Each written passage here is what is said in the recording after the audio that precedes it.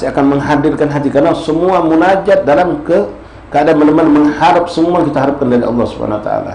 Ketika seorang tahu tentang arti apa yang dia baca, macam Sayyidul Istighfar tadi, kalau kita tahu artinya akan beda. Ketika kita tak tahu arti, kita melok maco beda ya. Orang baca doa maulid misalnya, dia ustaz, dia paham, atau dia seorang sahabat yang tepuh, tak paham artinya, beda macam. Ada yang berdoa, ada yang baca doa. Kalau berdoa tu dengan pemahaman, dengan ada yang macam, lurusnya macam, tak tahu apa dia yang dibaca tu. Ya, harus kita, nah di antara untuk menghadirkan hadir hudurul qulub, ya di antara itu tadi ya, kita pahami arti dari yang kita doakan dalam bahasa Arab itu. Kalau mengidak bahasa Arab ya sudah, langsung silahkan dengan bahasa kita, dengan hati yang khusyuk, tidak diganggu oleh pemikiran atau hati kita memikirkan yang lain. Wa sayati daliluhu insyaallah taala, akan datang dalil-dalil hadis-hadisnya yang mengenai hadir galab itu penting. Wa qala ba'dhum al-murad bid-du'a izharul fagha. Maksud dari doa, kata sebagian ulama, adalah menunjukkan kalau kita ni butuh sama Allah. Faqah artinya tak punya apa-apa, fakir. Tak punya apa-apa, kita fakir. Maka kita berdoa minta sama Allah.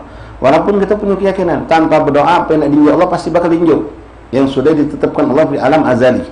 Makanya Imam Abdullah Al-Haddad mengatakan dalam qasidahnya yang ma'ruf kita sering baca, qad kafani ilmu rabbi min su'ali wa ikhtiyari. Sebenarnya sudah cukup, Allah tahu segala apa hajat aku. Tak perlu lagi aku nak berdoa, tak pula aku berusaha. Apa yang bakal datang pasti datang, yang sudah ditentukan Allah. Apa yang bakal diinjak Allah pasti injak Allah. Apa yang bakal bagian aku tak bakal aku dapatkan. Tapi kata beliau, fa du'ai wa ibtihali syahidun libif. Tapi aku akan merengek-rengek berdoa, ibtihal tu sampai merengek-rengek, sambil nangis-nangis minta sama Allah. Untuk apa? Syahidun libif tiqah, untuk menunjukkan kalau aku ni fakir, butuh sama Allah. Butuh sama Allah, tunjukkan. Kalau kita tanpa berdoa, ya Allah tunjuk. Sesuai dengan Nabi sudah Allah tetapkan yang bakal berlaku pada hari ini, detik ini, berapa minuman, berapa makanan, berapa apa yang kita dapatkan. Sudah kalau Allah atur kalau. Kita berdoa atau tidak berdoa pasti datang itu semua. Tapi pertama kita untuk melakukan menunjukkan kalau kita butuh kepada Allah. Kedua kita berdoa ya imtithalan di amrillah ud'uni. Allah memerintahkan kita untuk berdoa kepada Allah. Walaupun kita yakin Allah akan memberikan sesuai apa yang sudah Allah siapkan untuk kita. Dan doa juga bisa dalam satu banyak riwayat bisa merubah qada, tapi bukan qada mubram Allah Subhanahu wa taala. Ya, bukan qada mubram. Kalau qada mubram sudah pasti tidak akan pernah berubah. Dengan doa, doa itu mukhul ibadah. Doa itu adalah intisari atau fokus utama daripada ibadah itu doa. Salat isinya doa, bahkan doa salat itu dalam bahasa lughatan, dalam bahasa fikih kalau kita belajar dalam bahasa lughatan as-shalah ad-du'a. Salat itu artinya doa, intinya berdoa kalau isinya. Bahkan Fatihah pun isinya doa minta kepada Allah. Nah, kita berdoa menunjukkan kalau kita fakir, kita butuh kepada Allah Subhanahu wa taala. Wa illa falillahi subhanahu wa ta'ala yaf'al ma yasha. Sesungguhnya Allah ya melakukan apa yang Allah kehendaki, apa yang Allah inginkan. Kita minta apa yang bakal datang tetap sesuai dengan kehendak Allah. Dalam hadis qudsi Allah pernah mengatakan, ya abdi anta turid wa ana urid wa la yakun illa ma urid. Kau punya kepengenan, aku punya kepengenan juga kata Allah, tapi yang bakal terjadi tetap dengan kepengenan aku.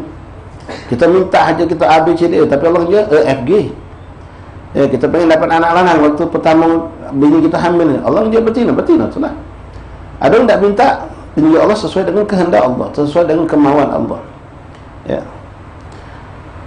Anta wal khalaiq kulluhum abid wal ilahu fina yaf'al ma yurid, kata Imam Abdullah Al-Haddad. Engkau dan semua makhluk Allah adalah hambanya Allah, dan Allah memperlakukan hamba sesuai dengan apa yang Allah inginkan. Jadi balik-balik doa itu, kalau ditanya doa apakah berpengaruh dengan apa yang kita dapat, sebagian ulama mengatakan ya berdasarkan beberapa hadis Nabi SAW dia berpengaruh.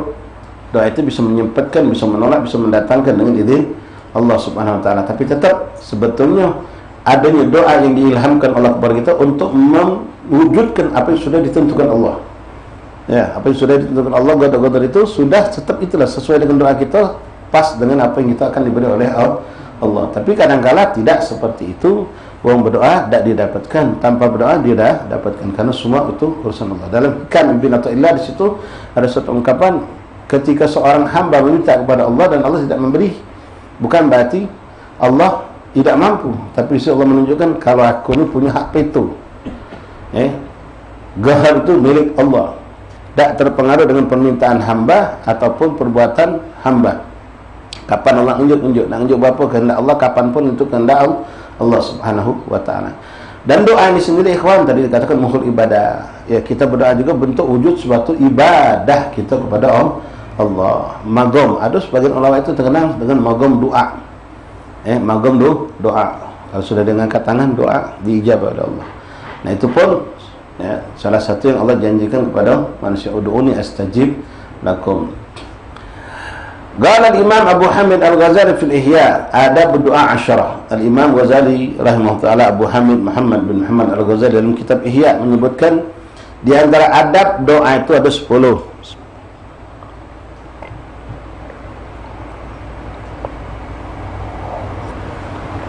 Ada apa musim panas.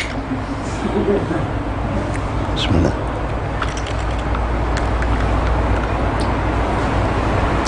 Adab doa ada 10. Adab doa ada 10. Al-awwal ayatarassad al-azman syarifah ka yaum al-arafah wa syahr ramadan wa yaum al-jum'ah wa thuluth al-akhir min al-lail wa waqt al-ashar.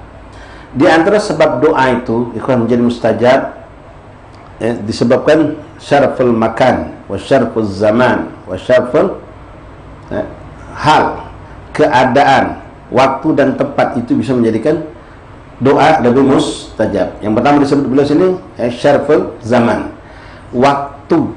Kita ambil ini waktu-waktu yang mustajab. Nah, ketika waktu-waktu mustajab ini maka istilah itu sudah masuk relnya sudah. Tinggal kita jalani baik, sudah tidak nyari jalan lagi sudah. Karena waktu ini dikatakan oleh Allah lewat hadis Nabi Muhammad SAW, ini waktu-waktu mustajab, yang mana kalau kita berdoa lebih cepat diijabah. Tarassad azman syarifah adalah kita mencari waktu-waktu yang mulia, waktu-waktu yang memang dikabarkan oleh Rasulullah, waktu itu adalah waktu yang mustajab. Kayaumil Arafah, seperti hari Arafah, wa syahr Ramadan, bulan puasa, sepanjang bulan puasa, wa yaumil Jum'ah, hari Jumat, wa thuluthul akhir min al-lail, di pertiga akhir bulan dari setiap malam, wa waqtul ashar, dan sebelum subuh. Nah, sebenarnya banyak lagi ya. Kalau waktu-waktu banyak lagi yang diberikan, seperti kulla ba'da solat, setiap habis solat 5 waktu, itu mustajab, termasuk waktu yang mustajab doa. Inda dubur kulli solat, setiap habis solat 5 waktu, jangan tak berdoa, minta. Bahkan alhamdulillah zikir-zikir yang diajarkan Rasulullah yang kita baca isinya semua sebenarnya doa. Ya, isinya juga doa. Nah, di sini beliau sebutkan Qayyamil Arafah wa syahr Ramadan. Nanti di bulan Ramadan sendiri ada waktu yang afdal. Jadi secara utuh Ramadan itu semuanya fadal, semuanya mulia untuk kita berdoa, tapi ada hari-hari yang lebih mulia lagi. Kapan itu? 10 akhir bulan Ramadan. Nanti 10 akhir ini ada lagi yang lebih mulia lagi. Masuk tadi hari Jumat. Hari Jumat ini ada waktu mulia lagi. Seperti yang disampaikan Rasulullah, ada satu waktu yang mana di saat itu kalau seorang hamba berdoa pasti dijawab oleh Allah. Di situ bermacam-macam pendapat ulama. Ada yang mengatakan saat khatib naik mimbar, ada yang mengatakan ketika khatib duduk antara khutbah, ada yang mengatakan ba'da salatul asar, ada yang mengatakan tulal yaumul jum'ah, ada yang mengatakan subuh hari Jumat. Nah, itu tafdil lebih mulia daripada afdal tadi itu. Jadi sudah hebat, lebih hebat lagi. Jadi sudah supernya super. Nah, ini dari segi waktu. Wa yaumul jum'ah, dan seperti terakhir di bulan daripada malam. Kemudian ikhwan rahimakumullah, lalu beliau mengatakan tadi syarful zaman, syarful hal, keadaan yang mulia. Keadaan ada waktu-waktu yang mulia yang kita jangan lalaikan. Ambil waktu ini berdoa. Yang kedua, asalnya ayyaltanimul ahwal syarifah, keadaan-keadaan yang mulia. Kal hal sujud, ketika sedang sujud dalam solat. Ini memang bahkan Rasulullah menyampaikan waktu keadaan manusia paling dekat kepada Allah indah sujud. Tapi jangan salah, jangan salah, banyak orang yang salah. Kemarin anak pernah ikut baru juga pas malam kita kebetulan ada rapat untuk persiapan Maulid. Solat di masjid samping rumah kawan kita tadi. Lama nian sujud terakhirnya. Tegak kita kepala kita, mentak kepala.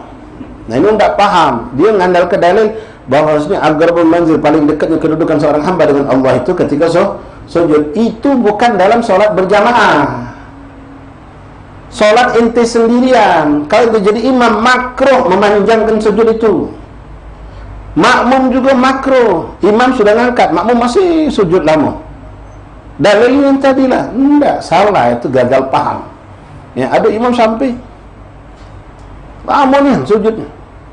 Sampai ada kejadian di sebelah sini, si kok jamaah tadi, kalau imam masih pulang, dia udah galak melok semuanya, ngaku anak pengenal Ustaz katanya.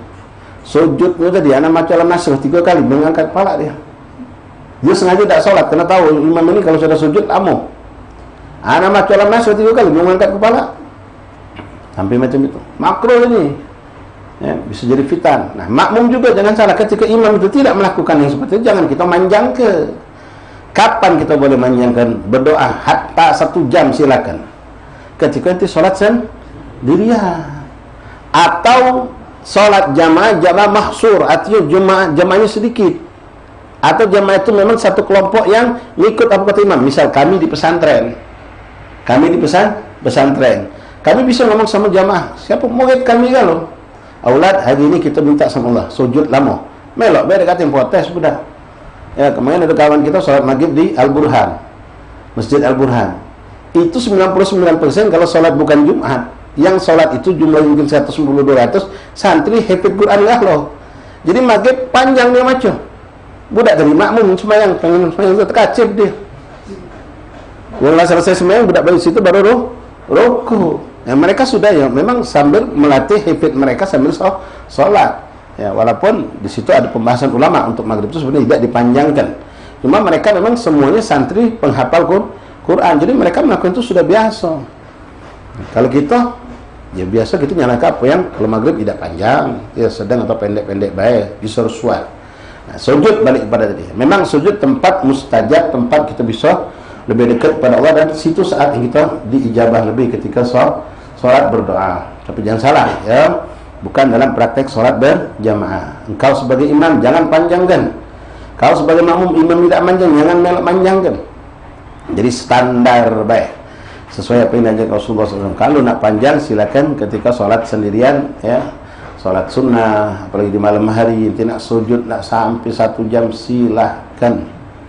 Begitupun dengan gerakan sholat yang lainnya ya, iktidal, sujud, Fatihah dan lain-lain. La ilaha illallah Muhammad Rasulullah SAW. Sayyidina Mu'adz bin Jabal radhiyallahu an, ya, terkenal orang yang sangat dicintai Rasulullah. Pernah beliau mengimami sholat, kebetulan panjang bacaan, sekali 2 kali, akhirnya ngeluh jamaah, ngapor kepada Rasulullah, ya Rasulullah, Mu'adz ni kalau ngimami kami lamanya. Panggil oleh Nabi, ini marah oleh Nabi SAW, ditegur, kau nak jadi fitnah, apa kata Rasulullah. Fitnah dalam makna ya, suatu masalah, mencari suatu masalah di masyarakat. Kalau yang sholat di belakang kita bukan semuanya orang segar sehat. Ada orang tua yang dah pacak sujud lama, ada orang migrain lagi naik, ya, ada orang lagi kena darah tinggi, mana pacak sujud lama-lama, diajak tegak lama-lama juga.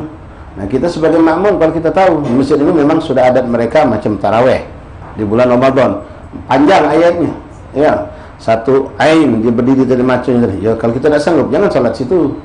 Jangan kita yang ngeluh, "Oi, lamanya ni imam ni." Kalau orang sudah tahu di situ panjang kalau memang salat. Kita cari tempat lain. Ala kulli hal ikhwan rahimakumullah. Jadi indah keadaan yang mustajab itu waktu sujud. Watikal juyus. Nah, ini kita mungkin tak nemui ketika terjadi perang. Ketika perang musuh beradu sama kita, umat Islam sama musuh, saat itu mustajab doa. Ya, doa hajat dunia akhirat diminta dijabah oleh Allah. Wa nuzulul ghais, ketika datang pertolongan Allah, ya, di antaranya hujan. Hari hujan. Nah, kalau waktu tadi termasuk mustajab Lailatul Jum'ah. Khamsun layalin la turadu fihinna du'a. Ada 5 malam tak tertolak doa atau mustajab. Artinya dari maghrib sampai ketemu subuh. Dari maghrib sampai ketemu subuh 5 malam tak tertolak doa kata Rasulullah. Lailatul Aidain, malam 2 hari lebaran. Idul Fitri, Idul Adha, wa lailatul awal min syahr Rajab. Insyaallah dah lama lagi, 2 bulan lagi kita ketemu, mungkin 3 bulan lagi. Awal bulan Rajab. Wa lailatul nisf min Sya'ban, malam nisfu Sya'ban. Nah, ini semua 4 ikut ini terulang cuma setahun sekali.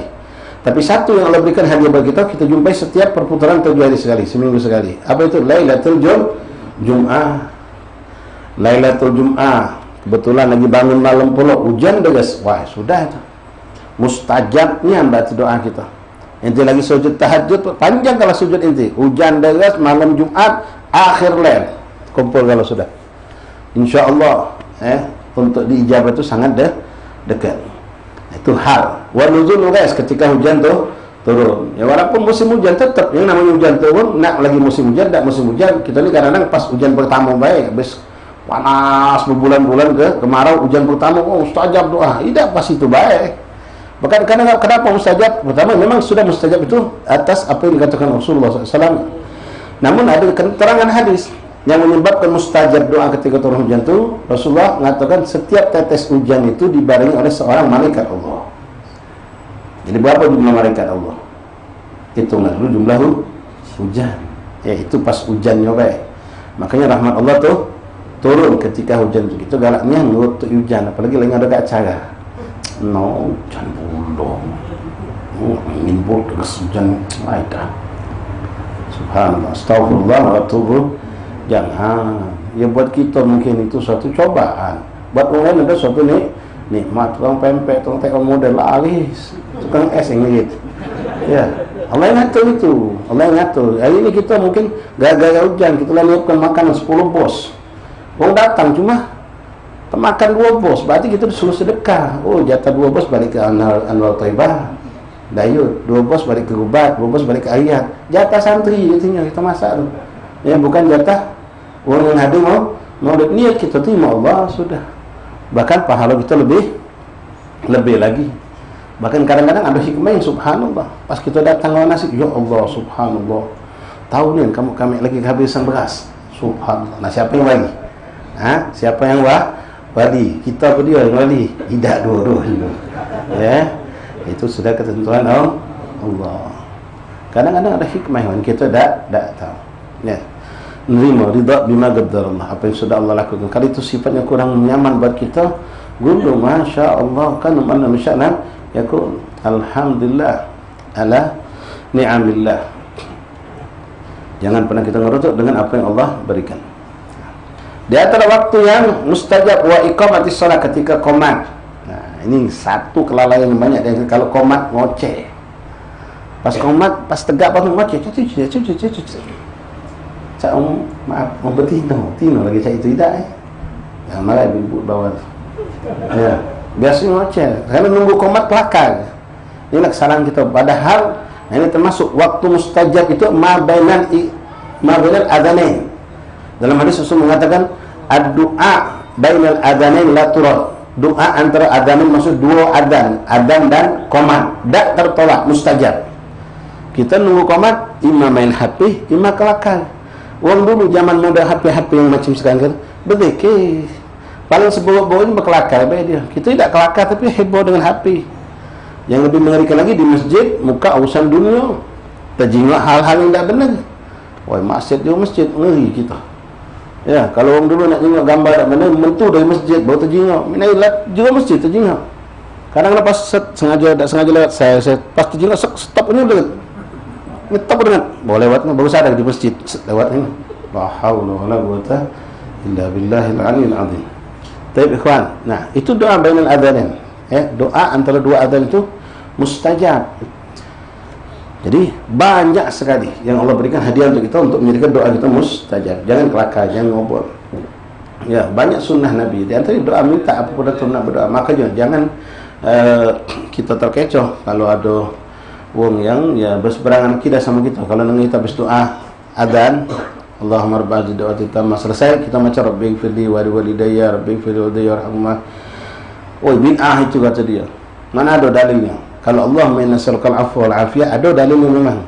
Nabi juga kita minta salul afiyah, afwa wal afiyah. Memang ada hadis itu. Kalau habis adzan baca doa Allah menas'alukal afwa wal afiyah. Tapi birrul walidain tak katik dalilnya jadi bid'ah. Nah, inilah wong yang tak pintar, ngaku pintar. Ya, nak kata kebengat kayak marah dia. Ya, tidak pintar. Dari hadis tadi umum sifat ikhwan. Rasul mengatakan doa bainal adzanain la turad. Doa antara adzan dan qomat tidak tertolak. Nah, sekarang adzan selesai kan? Berarti masuk sudah waktu antara adzan dengan qomat. Doa siapa yang paling berhak untuk didoakan saat waktu mustajab itu? Siapa manusia yang paling berhak untuk kita doakan di saat kita menemukan waktu mustajab? Umi abah kita. Abah umi kita doakan. Adapun perkara ngulangi lima kali baru warhamhum, itu ulama sekedar melepaskan solat 5 waktu. Inti nak sekali boleh, 3 kali boleh, 70 kali pun boleh kalau inti pribadi. Boleh, tak ada batasan. Nak akang tua umi abah kita dah kata batasan. Nah, ini karena itu waktu mustajab. Kita pengen doa lain, baca. Baca doa itu. Seperti subuh ada namanya doa fajar. Dibaca kapan? Sebelum qomat. Cuma banyak jamaah kita ni tak faham, tak tahu, tak nemu. Habis azan solat 2 rakaat langsung qomat dia. Orang yang bangun dengan azan terkacip kan.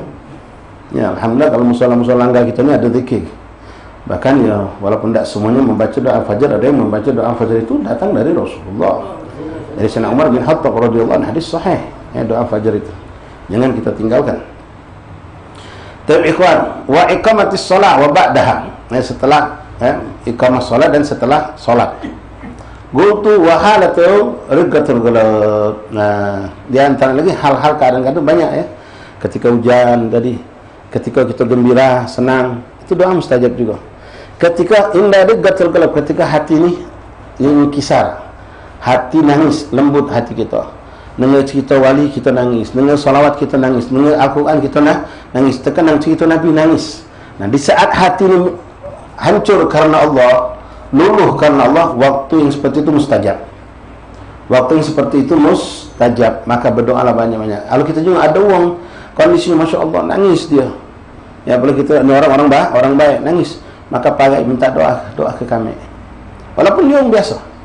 Ya, minta didoakan. Indah rigatul galab, ketika hati ini lembut. Ana indah bukan siratul galab li ajli, kata Allah. Aku berada kepada bersama hambaku yang hatinya hancur karena aku, kata Allah.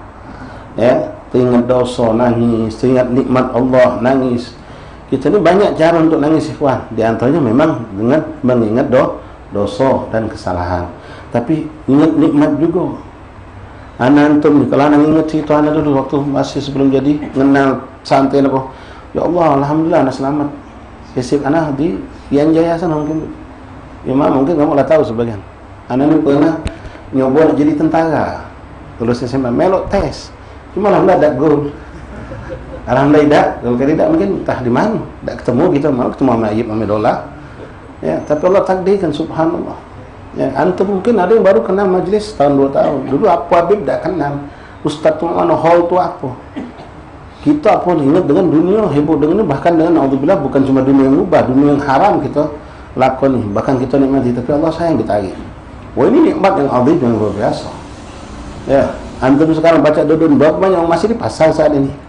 Mereka tidak dibukakan hati Allah untuk nutup seminggu sekali untuk hadir majlis badalasa. Tidak baca mereka. Tidak baca, tapi kalau ada urusan lain baca. Subhanallah. Ada jenazah ada apa, tidak baca mereka nutup. Tapi ada urusan lain yang simpan dunia, mereka baca. Nah, kita alhamdulillah, ya antum yang bukan pedagang besar, bukan bos ini, ternyata lebih dari Allah nikmat dengan pekerjaan yang ringan, pekerjaan kita yang sederhana. Kita punya waktu luang untuk duduk di majlis-majlis taklim, ummahat, akhwat juga. Kalau bukan karena izin suami, kan bukan karena izin orang tua, mana baca kita hadir. Alhamdulillah, bukan kita dinja Allah kemauan, orang tua kita, isteri suami kita memberikan izin. Nah, ini suatu kenikmatan yang besar. Ya, dulu kita mungkin naudzubillah, apalagi katakanlah kita masuk, kita ni orang yang hijrah. Kalau kita kenal bagaimana keadaan kita dulu, nangis kita. Hakada ikhwan. Nah, kalau tangisan itu karena Allah, ikhwan rahimahullah, kami pernah dapatkan sumbernya dari Habib Yusuf bin Ali Al-Masawar rahimahullah ta'ala, rahmatul abram, wahid yang seorang waliullah mastur di Palembang ini. Beliau pernah mengatakan, kalau kamu nangis karena Allah, jangan diusap pakai sapu tangan, jangan diusap pakai tisu, usap ke kaki kamu galau-galau banyu mata tu. Kantung banyu mata berharga, banyu mata yang mahal. Jangan diusapkan macam kita nyuci muka dengan air wuduk. Ya, banyu wuduk itu menghilangkan kotoran dari dosa-dosa yang ada di wajah kita. Kalau inti nangis karena Allah, karena Rasulullah, karena sifatnya karena Allah, Rasul, akhirat, jangan inti usap kering dia pakai. Bukan tak boleh, boleh silakan. Cuma beliau ngajari. Ya, karena ini nur, min nurillah. Tangisan muncul karena takut sama Allah, karena syukur kepada Allah, karena rindu kepada Rasulullah, karena dengan hal-hal yang sifatnya akhirat. Maka ketika nangis, usap ke macam kamu ibu-ibu pakai bedak. Nah, usap ke dalam ke muka kita. Termasuk tadi ikhwan, kalau kita lagi sujud, antum ninju Allah dengan tangisan dapat, jangan angkat kepala dulu. Teruskan sampai habis sepuas-puasnya baru angkat kepala. Karena kalau antum sudah angkat kepala, nak dapat 2 kali belum tentu. Kenikmatan sujud pertama tadi yang dengan tangisan itu. Nah, balik tadi ikhwan di awal tadi. Kalau kita tahu dengan apa yang kita baca maknanya, baru kita akan ngerasa apa yang kita baca itu pas dengan diri kita, dolimnya kita, dosanya kita, maksiatnya kita ungkapkan. Tak baca boleh juga dengan bahasa Indonesia, tapi tidak diucapkan, tidak dilafazkan dalam hati. Ingat dosa-dosa kita dulu, kelalaian kita dulu melalaikan orang tua kita sampai dia meninggal, kita tidak banyak berbuat kebaktian, sekarang kita baru nyesel. Tangis itu. Nah, nangis dengan seperti ini, nangis karena Allah. Wahalat rigatul qalb, ketika hati sedang dulu hancur karena Allah, karena rindu kepada Rasulullah. Ya, bersyukur kita menjadi umat Rasulullah SAW, atau mendengar cerita Nabi membuat kita menangis. Itu suatu kenikmatan. Tinggal kalau kita nangis di depan umum, nak nyaga hati. Ya, kadang-kadang ya berbahaya juga kalau kita tidak baca nyaga hati. Muncul riya, muncul sum'ah. Makanya ba'dus shalihin ketika di forum ada bawaan ingin menangis, ya dia lebih utama dari kita, hati mereka lebih-lebih. Tapi ketika dia nangis ditahan kenyang, konsentrasi dia dibuyar kenyang, sehingga dia tidak jadi nangis. Takut. Ya, kalau kita sudah nangis juga uang hati ini, ya sudahlah. Ya macam-macam ngaso di kita cak mau. Kadang-kadang ada kawan kita pulak langsung, Masya Allah nanti ini cak nangis, Masya Allah, no. Tambah kita. Ya. Kalau kita tidak baca nangis, tangisilah. Kenapa kita tidak baca nangis? Dosa banyak, buruan banyak, gawi jahat banyak. Tapi kita diselamatkan Allah. Kalau Allah nak membinasakan kita waktu maksiat dulu, gampang. Nak menghancurkan kita, muka aib kita, gampang. Tapi alhamdulillah, dari kita bergawi sampai detik ini, kata tahu gaya buruk kita, kecuali diri kita ni lah. Kalau nak binasakan kita dari dulu, wah sudah hancur, bahkan mungkin kuagu kita boleh hancur gara-gara perbuatan buruk kita. Tapi Allah tutupi. Allah sayang sama kita. Nah, yang seperti ini tangis ikhwan, kasih sayang Allah yang begitu indah. Begitu indah, bahkan bukan cuma ditutupi Allah, kita digiring Allah untuk menjadi kumpul dengan orang-orang yang baik. Ini suatu kenikmatan luar biasa. Wahakadha ya ikhwan rahimani rahimakumullah. Ma'asyarul ahbab rahimani rahimakumullah. Jadi ada waktu, ada keadaan yang mustajab. Termasuk keadaan mustajab apa? Sakit. Doa marid makbul. Doa orang sakit tu gobul. Tapi sakit yang mana? Bukan yang ngerutuh. Orang yang sakit atau orang yang musab, orang yang dapat musibah, doanya mustajab. Ini hal kalau keadaan. Yang model-model orang yang dapat musibah, baik itu musibah apalah bentuknya, kehilangan keluarga, kewafatan, atau sakit, atau kehilangan barang dan lain-lain musibah, dia ikhlas, dia menerima ketetapan Allah. Masya Allah, kan man lam yasha yakun. Ya, dia ridha dengan apa yang ditentukan Allah, maka orang seperti itu dekat sama Allah, doanya mustajab. Termasuk orang sakit. Orang sakit itu kita datang doa ke dia sunnah memang. Fadilah menjunjung orang sakit itu hebat ikhwan. Dalam sebuah hadis Rasulullah SAW mengatakan, siapa man awada akhir muslim sakit di pagi hari, siapa yang menjunjung sakit di pagi hari, maka Allah turunkan 70.000 malaikat bersalawat untuk dia. Allah jadikan 70 malaikat bersalawat untuk orang yang menjunjung sakit tadi. Sampai kapan? Hatta yumsi, sampai sore hari. Kalau dia menjunjung sakit di sore hari, maka Allah tugaskan 70 malaikat bersalawat untuknya sampai besok pagi. Yang lemah ini pegawai di rumah sakit. Kalau diniatkannya nyenguk pasien, nyenguk nanya apa kabar bu, mudah-mudahan sehat, sabar. Ada memang menjunjung sakit itu tidak lama-lama kan, sunnahnya sebentar. Bukan lama-lama betapa, kelakar gitu. Yang sakit tu konjo kita kelakar sabunya go. Ya. Sunnahnya sebentar. Illa kecuali kalau yang sakit ini memang jadi obat kedatangan kita. Senang dia datang kita. Tak apa-apa, pas kita nak balik kaget dulu, jangan balik, kamu tuan ini senang, kamu datang, tak galak makan, jadi makan gara-gara kita. Boleh lama-lama ikhlas. Inti nak macam bersidah apa-apa, kalau saya khusus dia punya tempat dewek atau di rumah silakan. Tapi kalau orang biasa biaya, tak pula nak harus lama-lama, sebentar. Sunnah adab ya datul marid itu khafif, sebentar, tidak lama. Ya. Wa hakadha ikhwanna. Jadi orang marid, saya hal keadaan yang sakit itu juga mustajab. Jadi kita berhusnuzon kepada Allah ketika kita diberikan Allah penyakit. Mungkin Allah pengen doaku ke umat Rasulullah, kesempatan aku ke umat Rasulullah, doakan anakku, ponanku, keluarga aku, kawan aku yang macam-macam punya masalah kehidupan, doakan. Jadi sakit kita tuh jadi ibadah. Di samping memang mukaffiratul dzunub, ngambil dosa, ngangkat derajat, kita dapat tiket untuk mustajab di doa. Apalagi yang sakit itu orang soleh, ridha dengan qadar Allah. Kemudian termasuk hal keadaan yang mustajab doa, musafir juga doa mustajab. Jadi jangan segan-segan kalau ada kawan kita nak berangkat, macam sekarang banyak yang ke Solo, ya, doa ke kami, kamu musafir, doa mustajab.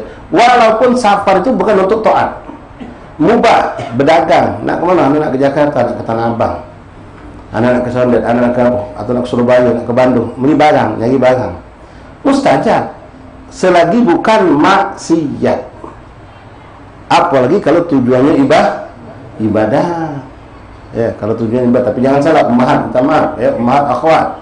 Kami tidak nganjurkan, bukan kami, guru-guru kita tidak nganjur juga kamu nak ngenyek-ngenyek datang ke Solo, berangkat, betino. Ya, duduk di belakang, duduk di majlis, khidmah sama laki, khidmah buat anak, itu lebih afdal. Ya, tak perlu nak ke Solo, nak ke Pekalongan, nak ke Banjar sana, apalagi nak ke hadir hall guru sekumpul. Bukan melarang perbuatan baik, tapi memang perempuan tidak dianjurkan. Perempuan itu luzumul bait, duduk di rumah lebih afdal, beribadah. Kalaupun ngambil ilmu yang dekat-dekat baik, tak usah sampai nak ngancap, sampai jauh, sampai nak ke aduh baru-baru ni. Ya, bukan ngecam, cuma nyayang ke baik. Maulid sampai pergi ke Batam, ke Singapura, cacam. Mau boleh dibayari. Kami tapi diizinkan oleh laki kami. Lolo laki kamu. Maaf ya, jangan marah kamu. Lolo memang. Kamu tu hilang pahala banyak. Apalagi model-model habis haul, kemau. Habis haul, kemau dia. Beli barang, loleh jadi. Kamu ni nak tamasya apa pergi haul. Di Palembang ada puluhan wali Allah, habaib kiai di haul kan banyak kalau nak ngerjainnya. Tapi kita tidak undang perempuan di hall-hall kita, jarang sekali. Ini tidak lama di hall Habib Ali Basin. Ya, tanggal 1 nanti. Ya, Ahad pertama Jumadil awal, malam penutupan Isrin, besoknya hall Habib Ali Basin, insyaAllah. Ada undang orang Tino, idah. Ya, paling orang dekat keluarga situlah yang hadir. Jarang itu menang-menang betina. Kalau pergi ada kan acara sendiri. Ini sampai tahan berangkat, hall Habib Singapura berangkat cacam. Naik pesawat, tinggal di hotel. Tak ke hati zaman dulu macam itu. Ya, ummahat kita, babat kita duduk di rumah, apa kata khidmat, ngurus anak, ngurus laki, nyuci baju, zikir, masak dewek. Itu ibadah yang lebih hebat. Itu yang lebih ibadah yang lebih mendekatkan diri mereka kepada Allah. Jadi balik tadi, musafir. Ya, musafir mustajab doa. Ya, tapi dengan catatan bukan untuk maksiat. Jadi banyak sekali ahwal, keadaan-keadaan yang membuat kita mustajab doa itu. Kadang-kadang terkumpul jadi sikap beberapa keadaan dan waktu dan tempat. Macam nanti di sini ada juga tempat. Nah, syarat makan, kemuliaan tempat. Di antaranya masjid, majlis ilmu, magabir awliya wassalihin, la siyama inda gabur Habib sallallahu alaihi wasallam. Lebih lagi magam Rasulullah, magam syuhada, magam ashabun nabi, magam ulama awliya salihin. Bukan kita minta datang sama kubur.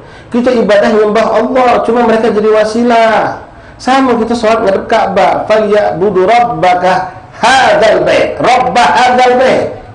Bukan nyembah batu Ka'bah itu yang kita sembah hakikatnya. Rabb hadzal, Tuhan pemilik Ka'bah itu yang kita sembah. Allah ngarahkan kita kiblatnya ke sini memang. Magam aulia sampai kita duduk ni malam ini jatuh semua Habib Irfan. Ya, kita ngadakan Maulid Nabi Muhammad SAW sekaligus Hall Habib Ali bin Muhammad Al-Habsyi di Gubah Habib Ahmad bin Hasan Al-Habsyi. Ya, kalau Habib kita orang tua kita mungkin tak bisa, doa ke kami mudah-mudahan malam ini diberkahi Allah, lancar luncur acara kita. Ya, masuk dalam rangkaian Maulid Isrin. Hall Habib Habsyi sekaligus memang kita punya rutinitan bulanan ziarah pada ke Maulid malam hari ini. Nah, di tempat seperti itu mustajab doa. Bukan minta sama gubur. Allahumma as'aluka bihaqqi bibarakati hadzal wali As'aluka, minta kepadamu ya Allah dengan keberkahan, keagungan walimu ini, kekasihnya Allah. Baru kita minta hajat kita, iqdi hajatana, kata segala doa kita minta sama Allah. Wahal kata ikhwan. Ya, apalagi kalau di Mekah, wah, di dalam Masjidil Haram berapa titik tempat mustajab. Di sekeliling Ka'bah mungkin ada lebih dari 10 titik tempat mustajab doa. Rukun-rukun itu sendiri sudah mustajab. Rukun Yamani, rukun Hajarul Aswad, Multazam, pintu Ka'bah, Hijr Ismail, ya, Mizab tu bawa corong itu, corong air itu, mustajab doa. Magam Ibrahim di belakangnya, bukan magam tu kuburan ya, bekas tapak kaki Nabi Allah Ibrahim yang sampai sekarang masih diagungkan, dimuliakan. Mustajab doa. Semua tempat di Masjidil Haram mustajab doa. Ditambah nanti waktu, ya, ada waktu-waktu yang mustajab lagi seperti di Padang Arafah, setelah tawaf, setelah salat sunnah tawaf, semua mustajab. Banyak sekali. Ya Allah bentang untuk umat Rasulullah ini begitu banyak peluang untuk doa diijabah. Ma'asyul ahbab hadirin hadirin rahimakumullah. Jadi syarful makan, al-makan bil makin. Kenapa kita yakin rumah ini berkah? Karena dulu tinggal oleh seorang aulia Allah. Kita masuk rumah Abi Basin, ya, karena rumah itu dulu disitulah tinggal Abi Basin beribadah, berdakwah. Syarful makan bil makin. Satu tempat akan menjadi mulia karena penghuninya. Karena bukan karena dibangun dari emas, bukan karena dibangun dengan bata yang diambil dari mana, bukan dibangun dari barang-barang yang mewah, tidak. Kamu lihat rumah-rumah habib kita, kiai-kiai kita yang lama-lama ni sederhana. Bahkan yang mungkin terkesan lebih buruk dari rumah kita, tapi indallah azim. Rumah-rumah seperti ini jauh lebih mewah dari rumah-rumah yang kayu-kayu itu. Ya, kita tegak depan pintunya, terbuka dewek pagar. Nah, jadi kita siapa mukanya? Wah, antik kali ini, ngedau dulu kita. Ya, ngedau dulu, makin buka lawang palang kayu pulau. Nah, hakada. Keberkahan. Syarful makan bil makin, al makan bil makin. Tempat akan menjadi karena penghuninya. Sebaliknya juga, naudzubillah, ikhwan. Tempat itu akan menjadi buruk karena penghuninya juga. Tempat maksiat bukan karena tempatnya, tapi gawe wong di tempat itu yang menjadikan tempat itu dikutuk oleh Allah. Nabi mengatakan dalam sebuah hadis, ahabbul biga ilallah masajiduha wa abghadul bilad ilallah au biga ilallah aswaquha. Tempat yang paling dicintai Allah masjid-masjid.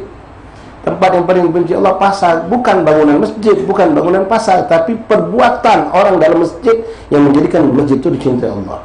Perbuatan orang yang kebanyakan nyimpang dalam pasar walaupun tidak semuanya. Sebab itulah Allah memurkai pasar yang nipu, yang saling hasut, dengki, belum lagi macam di negeri kita betina dengan segala macam bentuk pakaian tak senonoh, masuk pasar buka auratnya. Ya, belum yang nipu timbangan ilmu ini macam-macam. Banyak keburukan. Bukan karena bangunannya, tapi fi'il perbuatan orang yang al-makan bil makin. Ikhwan rahimani rahimakumullah. La ilaha illallah Muhammad Rasulullah sallallahu alaihi wasallam.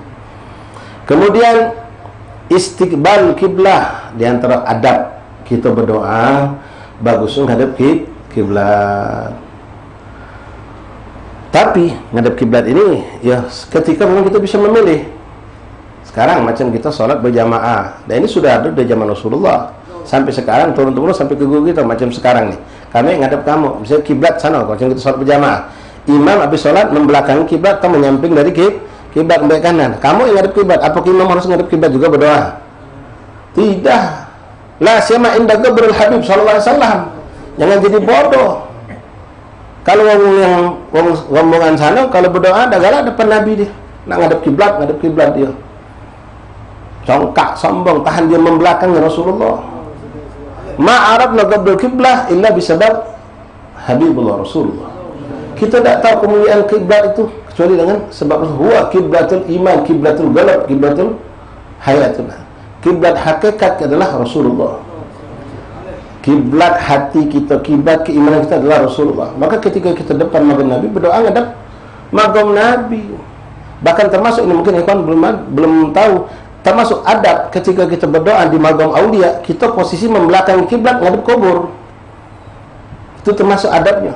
Jadi ini kubur wali, ini kepala, ini kaki, kiblat sana. Kita posisi di sini. bukan kita menghadap kiblat.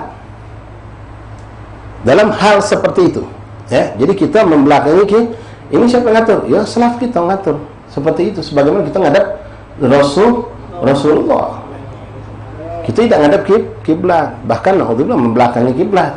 Bahkan kami pernah bertanya langsung pada seorang tokoh aulia besar, yang kita tidak ragukan keagungan beliau, dekatnya beliau kepada Allah dan Rasul, Habib Zain bin Ibrahim bin Samin, yang Allah pernah takdirkan kami, alhamdulillah, duduk ziarah ke beliau ke Madinah.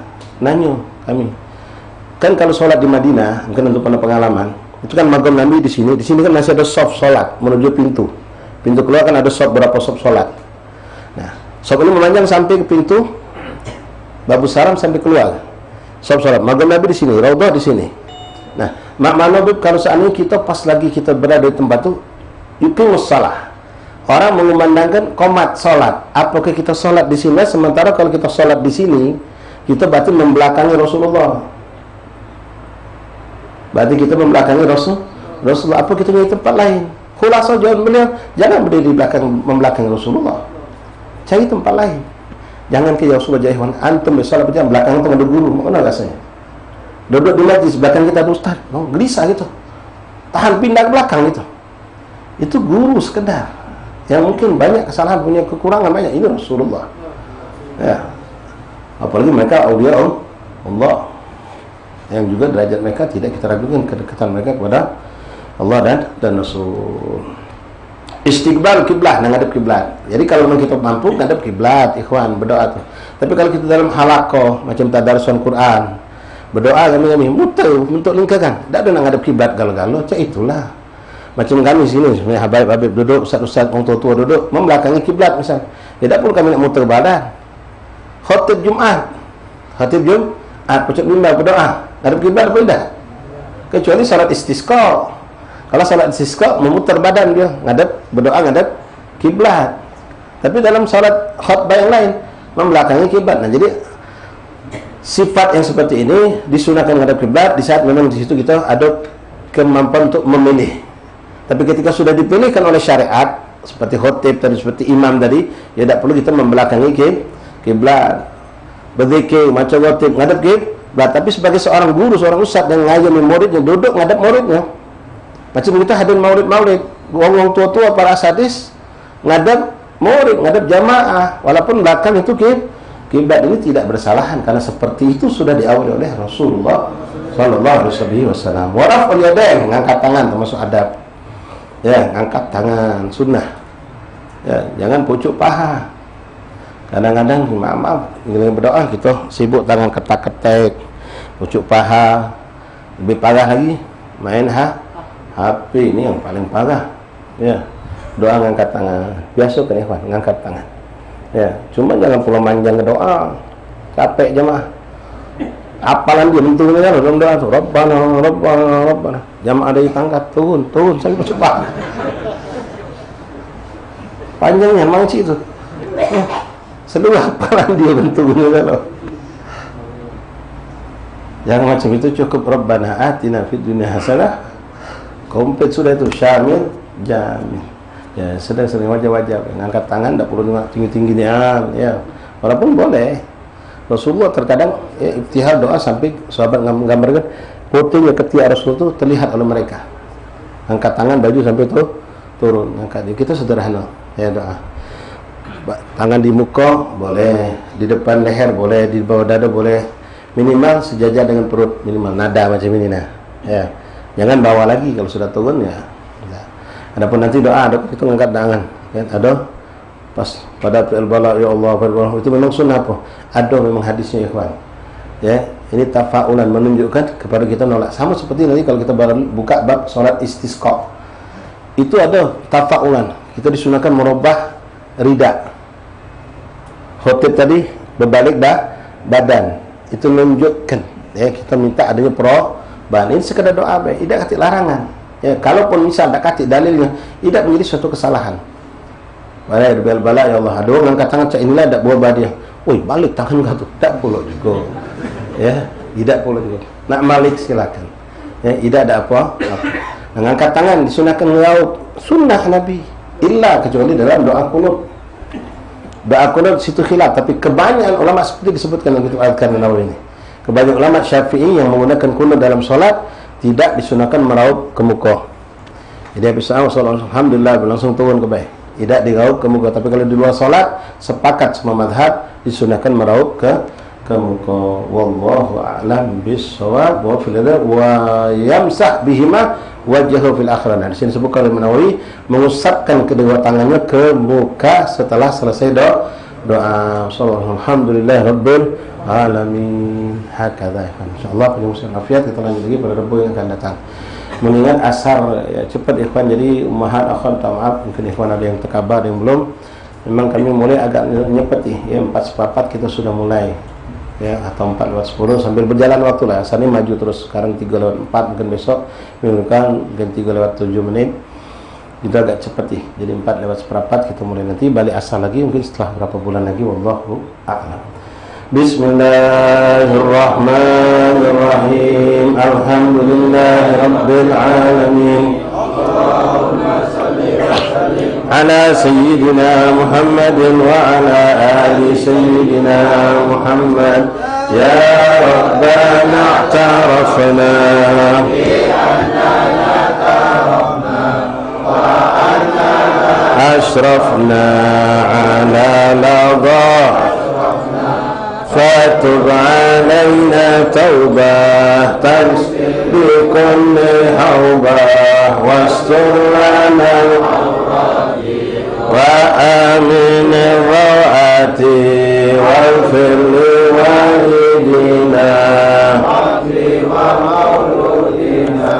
والأهل والإخوان وسائر الخلان وكل ذي محبة أو جيرة والمسلمين أجمع آمين يا رب أسمع فضلا منا لا باكتساب منا بالمصطفى لحظى بكل سني صلى وسلم عليه عبد الحب وآله وصحبه عبادته في الصحب والحمد لله.